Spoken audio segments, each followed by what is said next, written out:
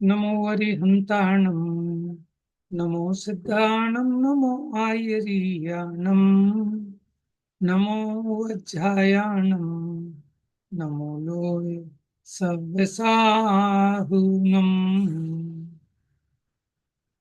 इंद्रसद्वन्द्याणं पिहुवणहित मधुर विसद्वक्काणम्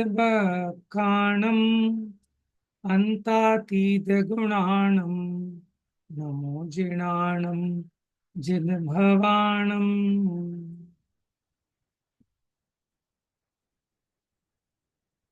तो यहाँ जीव के विशेषणों की चर्चा चल रही है। उसमें हमने देखा था स्वदेह प्रमाण। संसार दशा में ये देह प्रमाण होकर रहता है, और सिद्ध दशा में अब उसको कहने के लिए गाथा नंबर 35 देखते हैं।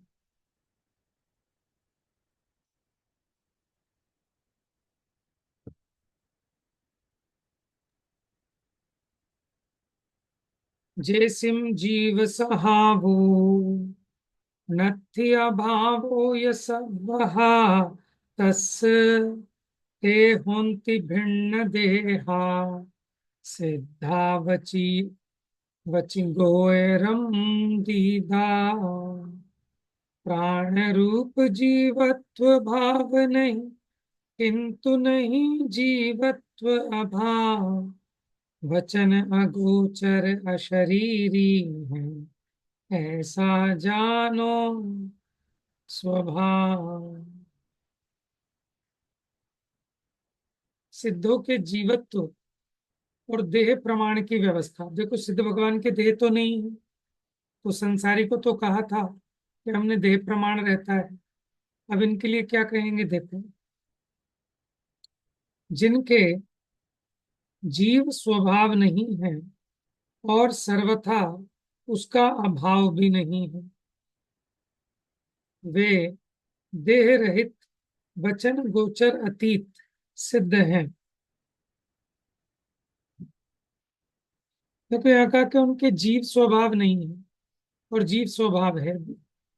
तो इसका मतलब जो व्यवहार वाला जीवत्व तो कहा था ना, 10 प्राणों से, 5 इंद्रिय, 3 बल, आयु, श्वासोच्छ्वास,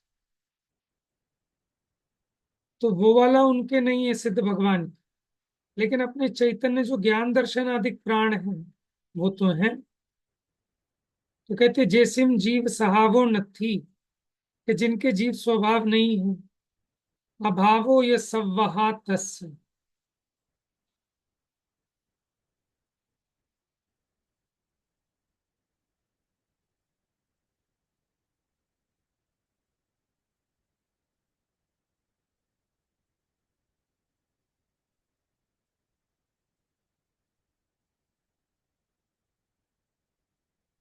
तो उसका कोई सर्वदा अभाव भी नहीं है।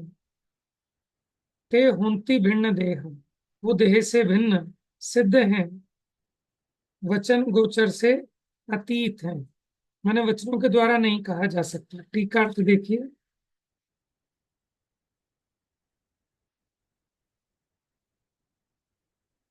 पढ़िए, कौन पढ़ेगा? मैं पढ़ू भैया? पढ़िए पढ़िए। यह सिद्धों के जीवत्व और देह प्रमाणत्व की व्यवस्था है। सिद्धों को वास्तव में द्रव्य प्राण के धारण स्वरूप जीव स्वभाव मुख्य रूप से नहीं है। जीव स्वभाव का सर्वथा अभाव भी नहीं है, क्योंकि भाव प्राण के धारण रूप जीव स्वरूप का मुख्य रूप से सद्भाव है, और उन्हें शरीर के साथ नीर शीर की भांति एक रूप वृत्ति नहीं है, क्योंकि शरीर संयोग के हेतुभूत कषाय और योग का वियोग हुआ है। इसलिए वे अतीत अनंतर शरीर प्रमाण अवगाहन रूप परिणत होने पर भी देह से अत्यंत भिन्न है, और वचन गोचरातीत उनकी महिमा है, क्योंकि लौकिक प्राण के धारण बिना और शरीर के संबंध बिना संपूर्ण रूप से प्राप्त किए हुए निरूपाधि स्वरूप द्वारा वे सतत प्रतपते हैं, यानी प्रतापवंत वर्तते हैं। देखिए, जो द्रव्य प्राण थे वो सिद्ध भगवान के नहीं है, इसलिए तो कहा कि जीव स्वभाव नहीं है। लेकिन जीव स्वभाव का सर्वथा अभाव भी नहीं है, क्योंकि भाव प्रमाण के धारण रूप जीव स्वरूप का मुख्य रूप से सद्भाव है।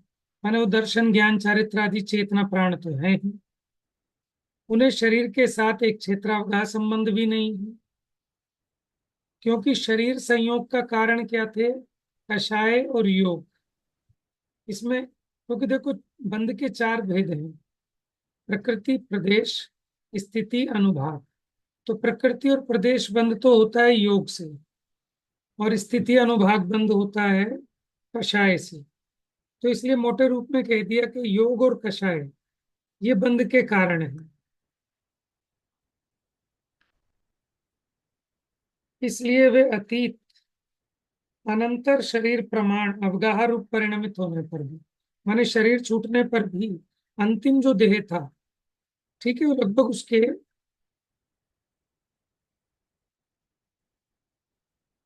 1/3 कम हो जाता है शरीर। माने लगभग 2/3 शेष बचता है। माने वो कहते हैं ना, कितना कम हो जाता है? किंचित न्यून। तो किंचित न्यून में 1/3 कम हो जाता है शरीर के अवगाह में। ठीक है, तो लगभग कितना होता है? 66.66%, इतना न्यून हो जाता है। तो उस रूप परिणमित होने पर भी देह से अत्यंत भिन्न है।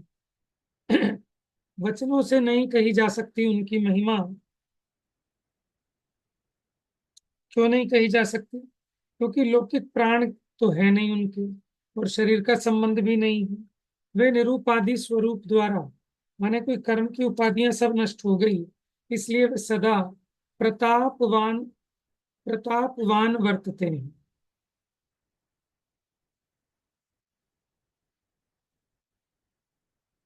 जैसे नाचार्य की टीका पढ़ी।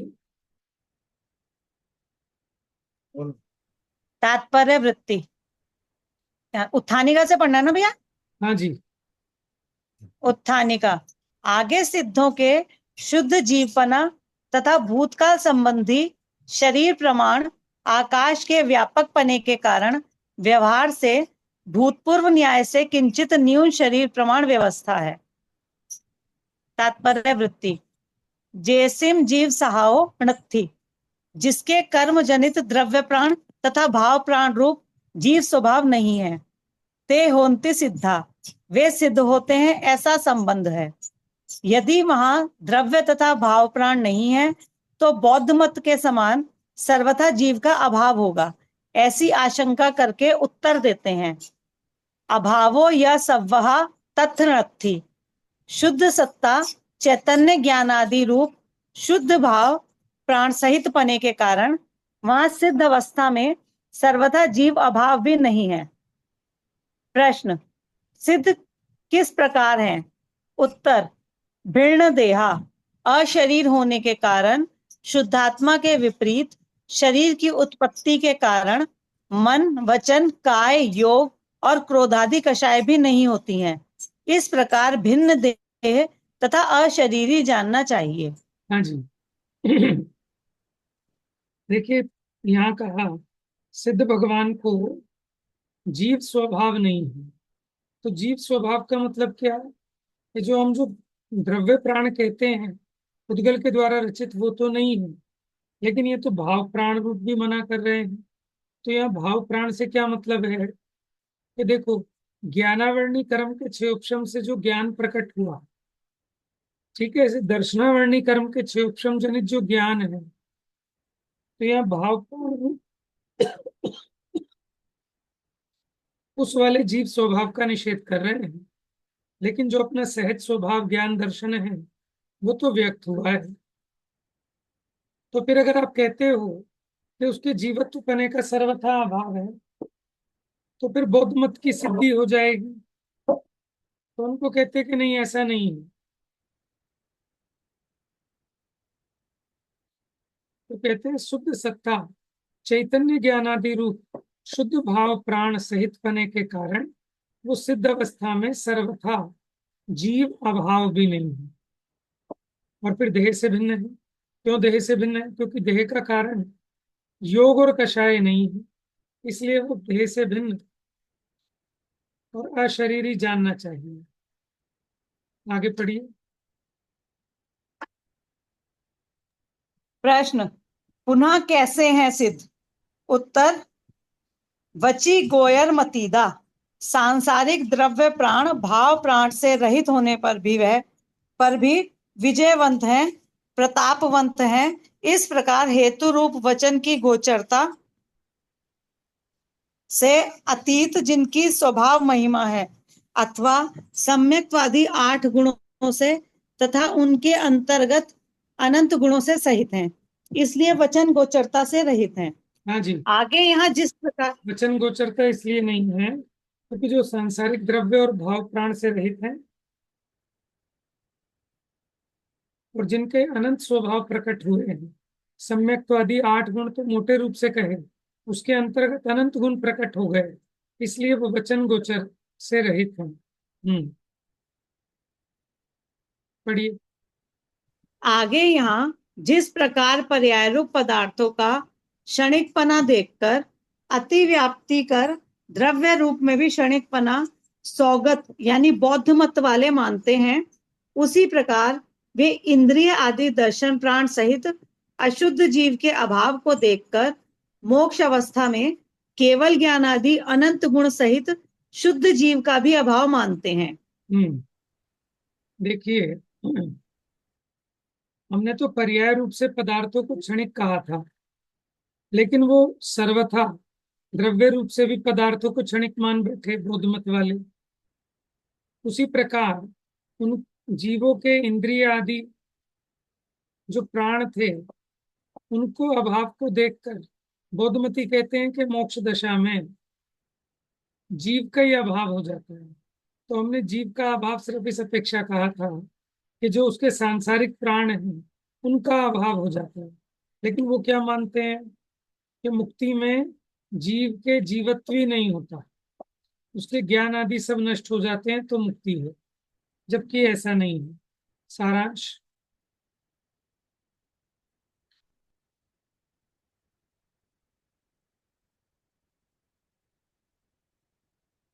पढ़िए भाभी जी।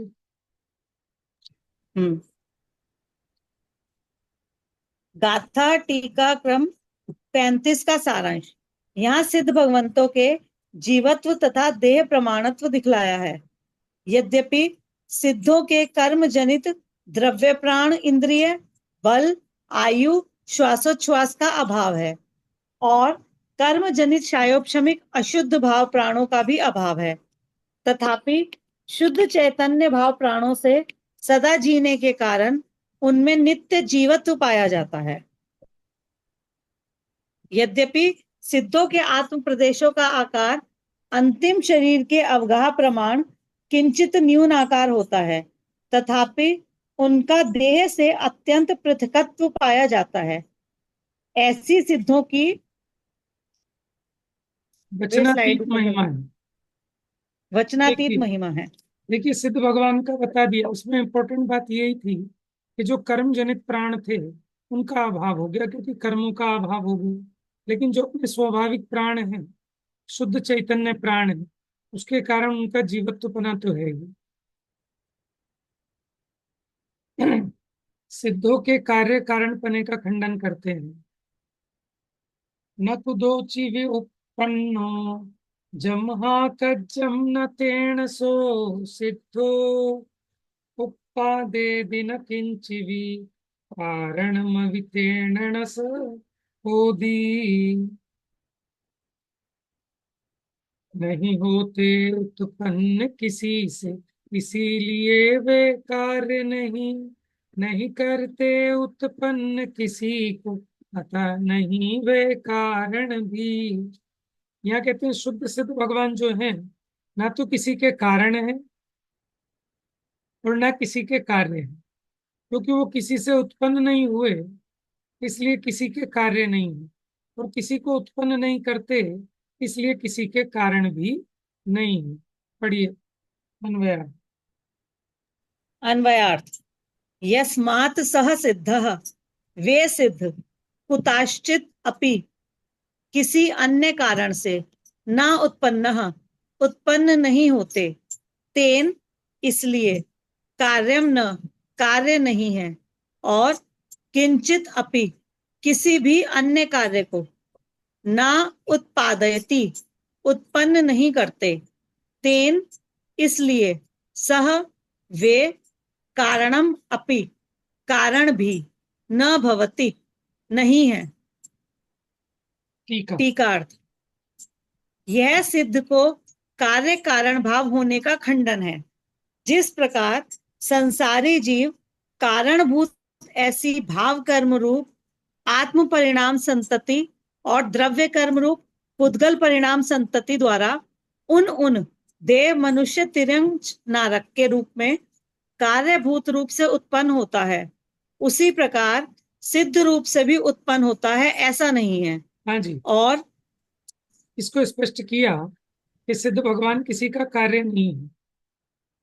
क्योंकि संसारी जीव तो कार्य है किसका? भाव कर्म और द्रव्य कर्म का। और भाव कर्म क्या है? आत्मा के परिणाम की संतति है। और द्रव्य कर्म पुद्गल परिणाम की संतति है। तो उनके द्वारा देव रूप से, मनुष्य रूप से, त्रियंश नारक के रूप में कार्यभूत रूप से उत्पन्न होता है जीव। वो कार्य है कर्म का, भाव कर्म और द्रव्य कर्म का।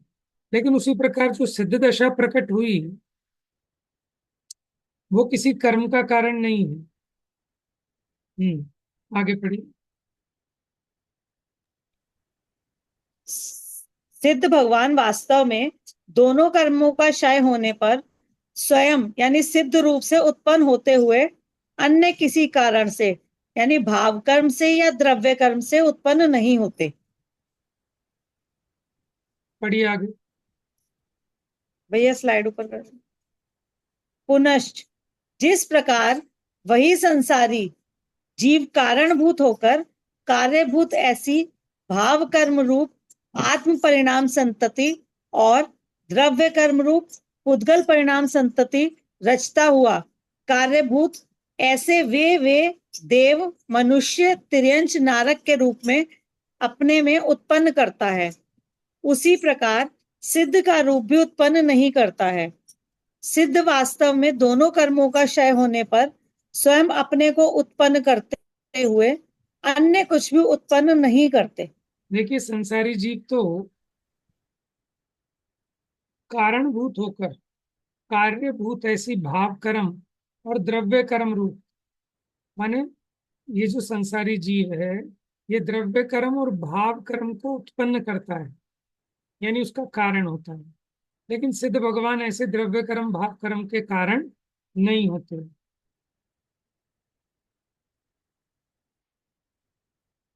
तो सिद्ध भगवान स्वयं अपने को उत्पन्न करते हुए अन्य कुछ भी उत्पन्न नहीं करते।